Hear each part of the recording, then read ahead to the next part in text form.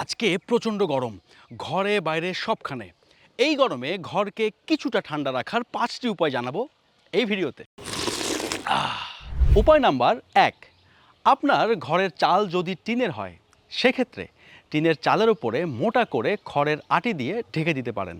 অন্যদিকে কংক্রিটের ছাদের ওপর ছাদ বাগান করলেও কিন্তু সেটা ঘরকে ঠান্ডা রাখতে বেশ সাহায্য করে। উপায় নাম্বার 2, ঘরে আলো বাতাসের অবশ্যই প্রয়োজন আছে, তবে সূর্যের তাপ যখন অনেক বেশি প্রখর থাকবে তখন ঘরের দরজা এবং জানালা বন্ধ রাখাই ভালো, বিশেষ করে ঘরের উত্তর এবং পশ্চিম দিকের। এবার বলবো উপায় নাম্বার 3, টেবিল ফ্যানের সামনে বা সিলিং ফ্যানের নিচে বালতি বা গামলা ভরে পানি রাখতে পারেন। এতে করে ঘরের বাতাস কিছুটা হলেও ঠান্ডা হবে।